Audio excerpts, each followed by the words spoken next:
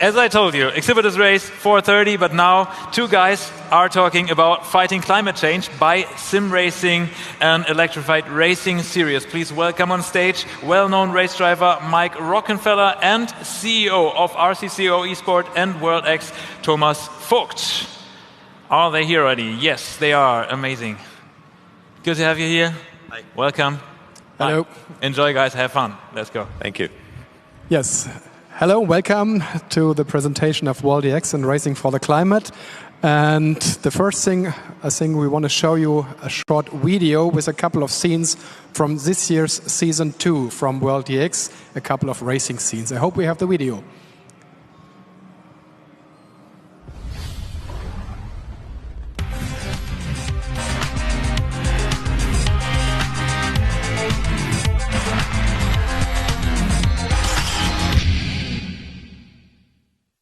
Well, Gordon Much stuck his elbows out, made the car wide, and that has prevented Lasse Sorensen, who's having to work so very hard at this in the early stages. And here we can see Lasse Sorensen. Look, he is absolutely fighting Gordon Much with everything he's got. Lap 1 is in the book. I think Alan Terzic now has built enough, or has he? Because here comes Lasse Sorensen. It's going to be a drag race to the line here. And Lasse Sorensen then trying to break the toe so that Alan Terzic doesn't get any benefit here. Whoa, look at this. On board with Devin Browner. Look, they're taking to the grass. Not happy with the tarmac. They want to use the glass as well. When you and Thomas Voigt designed this competition, did you ever think the racing would be this good? Absolutely brilliant stuff. Toman is leading Lasse Sorensen. Sorensen is getting a bit wayward now. Who is it going to be that's going to cross the line first? It could go either way at the moment. Jiri Toman has got it. Lasse Sorensen right on his tail. Into the chicane they go. And this is the final opportunity, surely, for Lasse Sorensen. Jiri Toman has done enough. And he takes it. And, whoa, Sorensen all the way around the outside. He's not prepared to give a centimetre. And there's contact between the two of them. But now Alan Terzic knows it's now or never. He has really got to close in on Gordon Much. And he's going to have to be king of the late breakers and have a go going through the bus stop chicane. They both almost shortcut the chicane. I think Gordon Much has done enough as he heads towards the line and the checkered flag. What a phenomenal race win for Gordon Much. A paint between them. Do you know what? Don't care about that. We like to see that. I think the fight made it out the other end. Yep.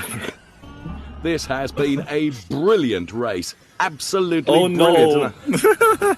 Are you so sorry? I didn't mean to shoulder check you. I'm alive. What the hell?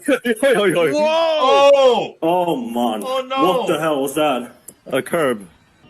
And just as you were extolling the virtues of Beitzgewisse, so Alan Terzic made his way past Devin Browner. Now, strategically, that could have been a mistake, because Devin Browner, is he going to have the last lap, last chance saloon? He's into the Parabolica now. Who is going to be the best of these drivers then? Devin Browner carrying so much speed around the Parabolica, heading towards the checkered flag. Here comes Alan Terzic. A drag race to the timing line then. Who is it going to be? I think it's going to be Terzic. It's unpredictable. Look at it. It's unpredictable. I mean, 3 wide, 4 wide.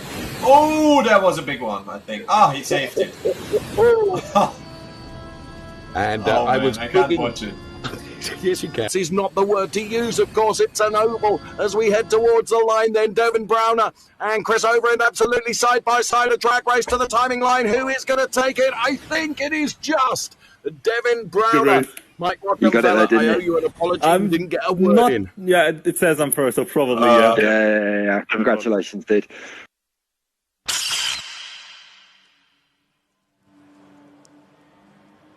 Yeah, this has been a couple of scenes of Season 2 of World X and Racing for the Climate. The esports racing series, as you can see here, with a purpose. When we created it 3 years ago, we had the idea to create something new in the esports racing world. A new format, a different format, more entertaining format than classic racing, and also going for the electric way, so with zero emission mobility, with electric cars. It can in the future be also hydrogen-powered cars or whatever is coming in the future, because we think it's important that also our world, esports racing, contributes to what is happening in the world. And I would like to introduce, first of all, my colleague here, Mike Rockenfeller. Maybe we see the next page. Mike Rockenfeller, most of you, I guess, will know as a racing driver, professional racing driver, 24 Hours of Le Mans winner, DTM champion. At the moment also he did his first NASCAR races this season in America, so he's has raced a lot of cars, and we too created this World EX, let's say 3 years ago. And when we go to the next chart, we see where we come from, how it started. This is a picture, I think, from 91.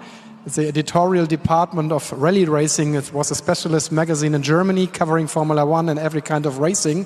And we started a slot racing series, and that's where our DNA is coming from. When we see the next picture, we did it once a month for over 30 years, and after 31 years we are in the virtual world that we see here. And coming to the next picture, back again to where our DNA is from, it's slot racing. That's what we did for 30 years, and we did it in a classic way. We did it for networking once a month. We always, because we were coming from the real motorsport, we always put together people working in real motorsport, racing drivers, marketing people, press people. They had really once a month fun with those slot cars. We raced a lot of different cars, from DTM, rally cars, whatever. And we always had a problem that those cars were so different, and we had to put a balance of performance. In a slot racing, you do it with, let's say, weight and wheelbase and things like this, and we were not always happy with that. And then, during the years, we had the idea, let's create our own cars. Let's create our own rules, and that's what you see here already. You see a Lamborghini and a KTM, and we can go to the next picture. Digital, also already there. Even it was slot racing. It was already digital. We were the first to have a racing series with a digital slot car racetrack where the cars can drive on one lane, and the digital controller gives you another lane to pass the other cars. And one of the main events of the year, that's the start picture of that, was always a 24-hour race, something very unique in the slot racing world, and also quite crazy. You see also Mike Rockenfeller and Frank Bieler, two racing drivers here in that pictures. Let's go to the next picture. And when we said we create our own cars, we didn't want to do it ourselves. We made a rule set to create cars which would be equal from performance. In slot cars, it's the height, it's the length, it's the wheelbase, and things like this. But we wanted to have the cars with the typical look and feel of the car brands. And we got the designers of very, very cool companies, car brands, to design cars for us, like Audi, Volkswagen, Lamborghini, KTM, Abt, and Schaeffler, even an automotive company. They came up with 6 cars they designed for us. Here you see the design of the Volkswagen car for our Vision RCCO. This was the group of cars which we had for slot car racing. And from this came the idea. Why? Because we had really, really great races with those cars and with those individual looking cars. Why not bring it to the virtual world? Because with slot racing, you're of course very much limited where you can do it, and the virtual world is so much bigger. So we took one of the cars created by Abt Sportsline, and we created the EX0, our very own car, and we created our own championship, World EX. And when we go to the next picture, EX means electric experimental. What we said, we took the rule set from the slot racing, put it in the virtual world, and created our own very own car, and electric experimental. And this is where Mike Rockenfeller came in very much, because it was more or less his job to develop the physics of the car. And what we wanted to do is to create a car which could be built like this in real, with all the elements you have, with the electric engines, with the battery, with the weight, with the duration, how long you can drive, Mike. Yeah, I think, thank you, Thomas, but for sure that was quite a nice one. I mean, I'm used to develop cars with a lot of engineers in the real world, but to have the freedom, somewhat freedom, to do it in the virtual world was a new challenge. I've never done it before, and it was very interesting to do so, because you face similar issues. And we started, and the physics were, let's say, integrated. The first step, but the car looked like, I think it was an LMP2 chassis on top. So it was a bit odd. The wheels were sticking out and nothing fit. But the driving skills or the driving characteristics of the car were already there. And you can imagine to drive a car with 1,000 horsepower, 4-wheel drive, it's a lot of fun, especially when you change, let's say, the ratio from the power to front and rear axle and stuff like that. You have a lot of you know, adjustabilities on the car. And I really liked it, and I got addicted to it. And for sure, the car is a lot of fun, but also it's not finished. It's never finished like a real car. You can always go better. But we could see on the pictures, on the video, our aim was to have a car which is super difficult to drive, which takes a lot of skills to keep it on track and to be fast and precise. Of course, the tires degrade like crazy with the horsepower we have and the weight we have, and it creates good racing. I think we faked a little bit, to be honest. It's coming. Okay, sorry. So I'm a bit too fast. But for sure, what it needs to, you know, one is the driver needs to have fun, and you need to really be challenged, in my opinion. And I think we managed that goal. And then, of course, in the races, we understood what it takes. We know from real racing, you need DRS or some other tools to be, you know, still next to each other in the dirty air. And the good thing about sim racing is you face the same challenges. It's real. The feeling is so real. I didn't even know it before I started. And you get addicted, and it's just the same feeling for a driver like it is in a real car. Yeah. We go to the next picture because we see who we got involved in doing this, Studio 397. So rFactor2 is the platform we decided to go for because they were open to this new project to bring a fantasy car, let's say, into esports racing, which we know from the PlayStation, but which is not very common, let's say, in real esports racing. They developed the car to make it really, like it is at the moment, the X0. We can already go to the next slide then, where you see the battery, where it would be also in the real car. We have front and rear engine. We have 1,000 horsepower, 1,000 kilogram. That's really what the racing driver likes very much, from the power to weight ratio. Going to the next picture. Yeah, very important what you already said. It's fun to drive, but really, really challenging. Romain Grosjean was very early involved in the development also of the car. He was one of the first external drivers to test the car. He gave a lot of input, which helped to make the car drivable and really, really fun. Yeah, and also, it's always important, speed. Drivers like speed, and the speeds which we can do with this car is very, very close to Formula One. So with an electric sports car, a virtual electric sports car, you are just slower than Formula One. We are most of the times fastest than Le Mans hypercars. In the Indy race 2 weeks ago, we were exactly as fast as the track record in the Indy 500 from quite a while ago. It's much slower at the moment, so we are faster than the Indy cars at the moment. So the drivers like it really. I think in the slipstream, the fastest car reached 400 kilometers per hour at Indianapolis. And it's really, really hard to tame. We saw it in the video in the beginning. That's the scene with the world champion, Martin Stefanko from Williams. He just lost the car going over a curb, accelerating out of the corner. That's what we intended. That it's really a beast to drive. So next picture, please. Look underneath. So it could be built like this. This was important to us. We had a lot of advice from Abt Sportsline from Germany, which are into electric racing since day one. They were in Formula E, they are in Extreme E, they come back now to Formula E. They have a lot of knowledge. And so we designed the car in the virtual world as it could be built as a real car, and maybe with some small difference. But as Mike already mentioned, we did a little twist because we wanted the best possible racing also for entertainment. We increased the slipstream of the car a bit virtually, so we don't need DRS, we don't need push to pass. We just have a slipstream built in, Mike. Yeah, I would say that's the one part which is not realistic in a way.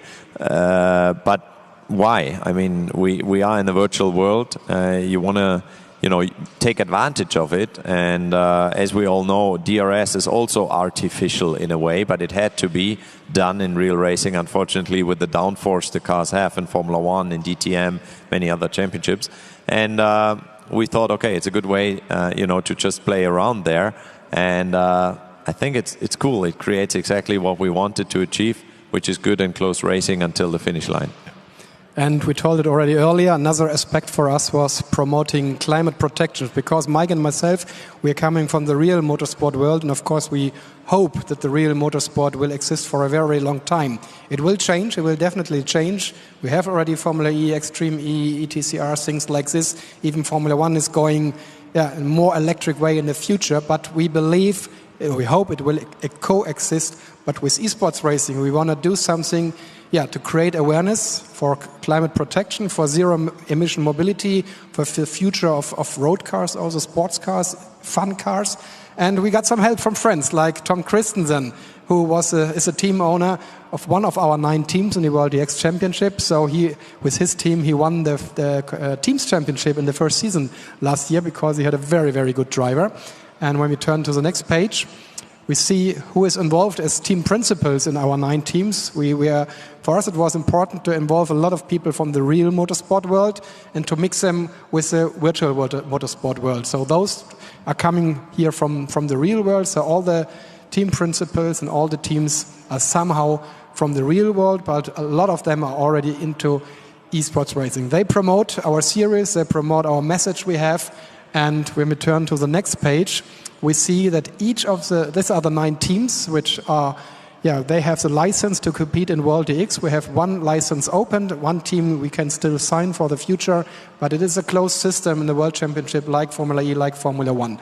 Really some very good names. It was important to us to have a mixture from virtual racing teams and real racing teams. And some of them were even created for World DX, like TK9 from Tom Christensen, like Nyangko from Nico Müller, who is now driving for Peugeot in the 24 Hours of Le Mans. They were created for World DX. And I think even Absolute Racing from China, our championship was the first they were doing. And Patrick Long, esports from America, he came into because Mike asked him, is a good friend of him, could you please come in? And when you go to the next page, we see that each of these teams in this season, in season 2, are connected to a climate protection project. So they are promoting those projects with their participation in World DX, and we are talking about them in social media, in our live stream, in our programs. The logos are on the cars, so we are speaking about what we can do, what can be done to make a better world in the future. So that's an important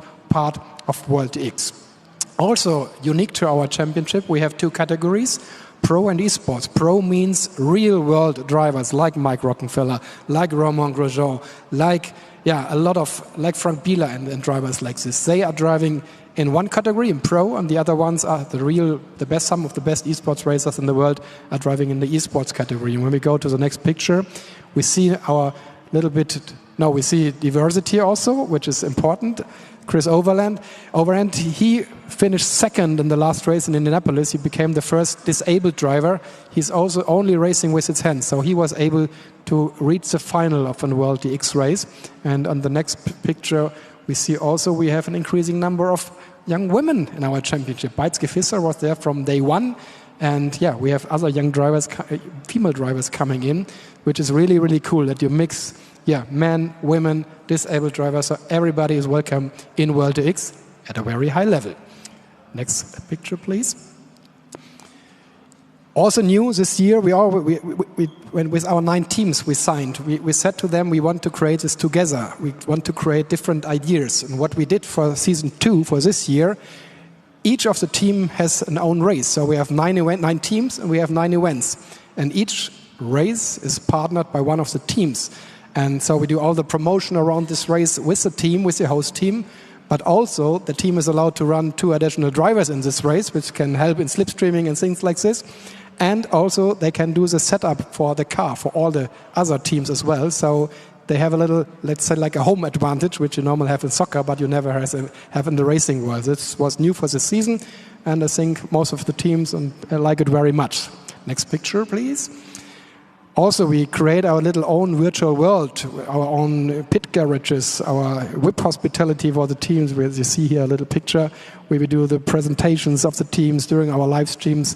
We can promote the partners much better than just taking what we have in the game. And going to the next slide. Also, only one at the moment, virtual racetracks. Virtual really mean fantasy. One of the most popular races now in World X is really a race in the city of Maastricht. And this racetrack is only existing in the virtual world. And this is also something which we are thinking about might be cool to do more even in the future. So more virtual tracks. Let's say Williams is promoting the first race of the season, and there's a racetrack next to their factory, for example, which could be really, really cool. So that's also very interesting. Next slide, please. Our unique rate format, we can go directly to the next slide because there we see already the format.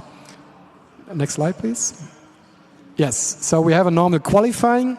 And then we split into two groups with the pro racing drivers and the esports racing drivers for the quarterfinals. The best promoted then to the semi-final. And importantly, the best two qualify for the final. A shootout over 2 laps, which always ends very, very close. Most of the times, 2 cars passing the finish line next to each other.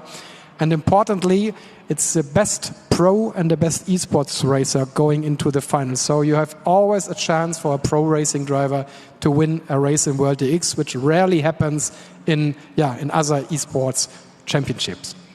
Next. And another thing we created, which is not normal.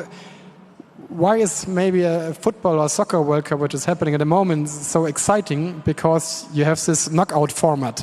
And only in the very last minute of the last game, you know who is winning this World Championship. And that's something we wanted to have as well. So in our World Championship, all cars finishing in the final of one of the 9 races are qualified for the super final. And that's a 2-lap shootout on the Nordschleife. So let's say the most difficult track in the world. And the winner of this 2-lap shootout in the end is a world champion. So that is something also unique because just in the last minute, on the last lap, in the last moment, you know who is the champion. And also the champion is not the driver in our championship.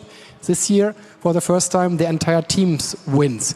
Because what we learned when we were new to esports racing, especially for the pro racing drivers from the real world, it's very, very difficult for them to make every race. And if you don't make every race, and if you have not so much time to practice, you will not have a chance to win the championship. So we said the cars are the entrance to the championship. They collect the points, and then they can be driven by different drivers, which work pretty well this season, and every team can decide different. One team like WRT, which are the leaders at the moment, they stick with the same 2 drivers for their 2 cars for the whole season. Other teams are changing, let's say, every race the driver. So it's like a football squad in the end with a different number of people winning the championship. Next page. But we said already before, we have very short races, entertaining. Young people sometimes have difficulties to watch long things, the 24-hour race of Le Mans, which Mike has won. We all love it. But watching it, nowadays you go for shorter things. And we have very short races, a little bit orientated from rallycross, and with the final, with the best 2 really close finishes, as we can see here in Maastricht. Next page. And what was always important for us, that we not only in our live streams show the cars and the racing, but we show the drivers. We invested a lot of this in the beginning of last year when we started World DX, to be able to show the emotions of all the drivers, which is not so easy when they are sitting everywhere in the world. And you see from these pictures emotions. This is really great to see them when they crash or when they win or when they fight, the emotions. That's really one of the cool things. And people like to watch heroes, like to watch emotions, and that's what we can do in World DX. Next page. And as we said again, in the show we talk also about climate protection. We can go to the next page. Promoting clean energy, which is important to us, and we can already go to the next page again.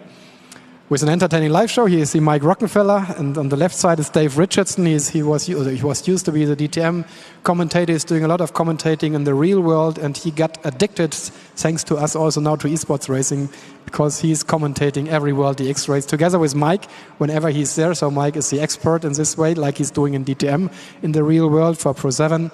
That's our broadcast team together with Luisa and Martin, let's say the anchor people. Next page. We have our own channels, of course, on YouTube. We create more and more on Twitch, but it's also important.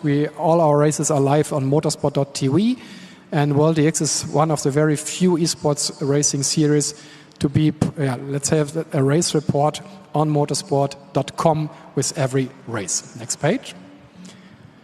It's also important, talking a bit about business, that the partners of the teams, like, let's say, Acer, for example, they used the last race in Indianapolis to create a worldwide campaign promoting their team and also promoting World EX and the message of racing for the climate with all their local or nations all around the world, so which had a huge media impact, especially on social media. And on the right side, you see the race reports we have on motorsport.com. Next page, please. In last year, this are the figures where we invested a lot in broadcast production. We tested what is possible when you go to the linear TV, where we reached figures which are quite similar to also what Le Mans Virtual is reaching. So you see, with esports racing, you can reach a really, really big audience. Next page, please.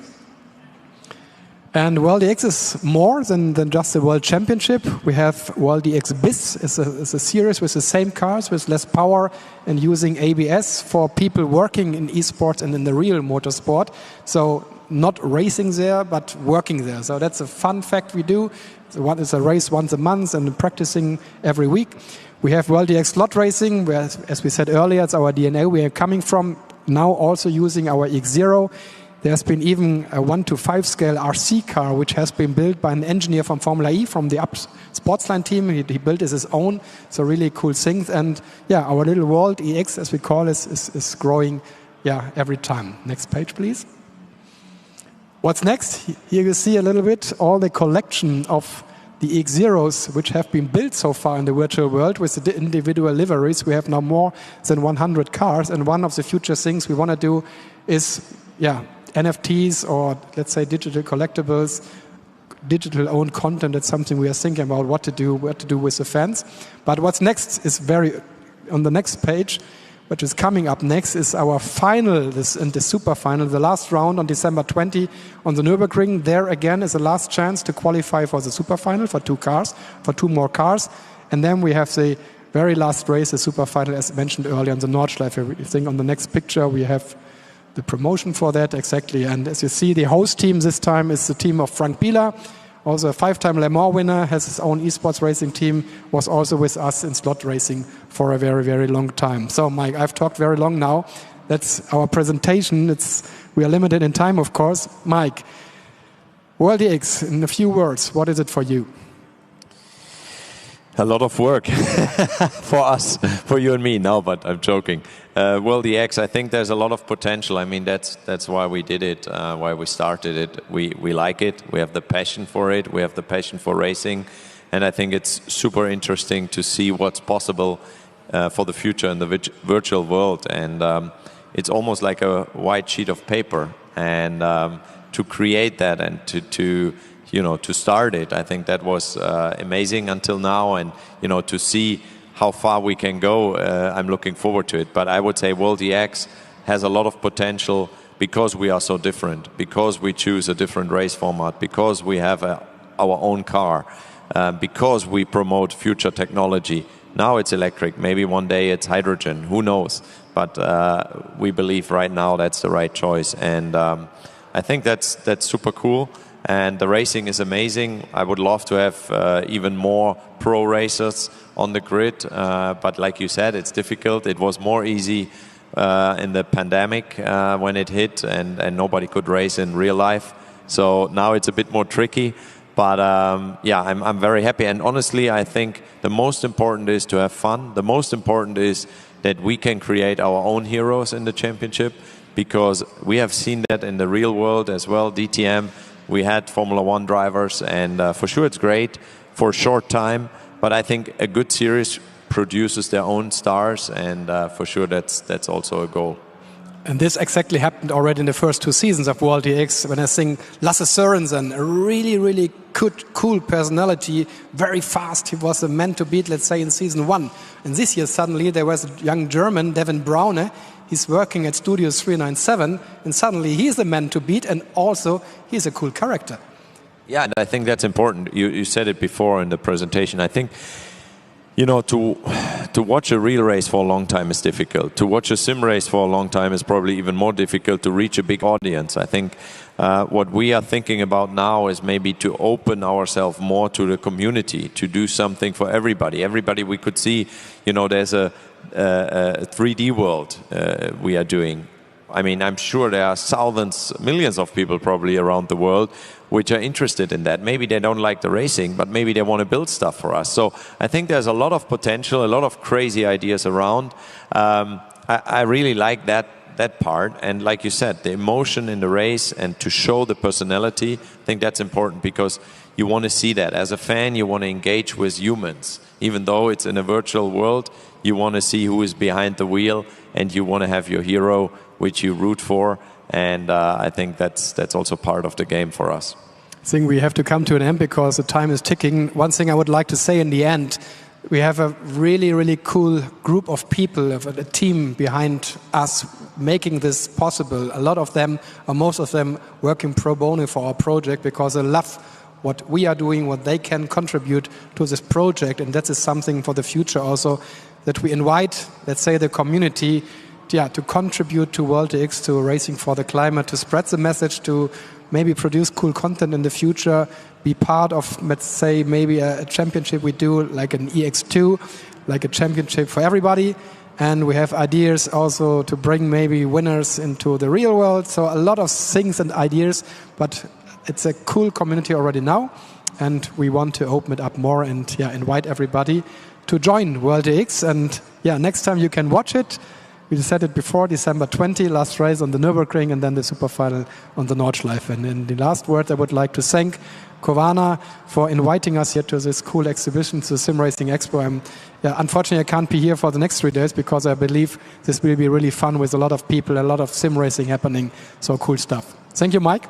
Thank you, Thomas. Thanks, like you said, that you gave us the time here on stage. And I'm sure it's going to be super exciting this weekend to be here. So I hope a lot of people are coming to join the Expo.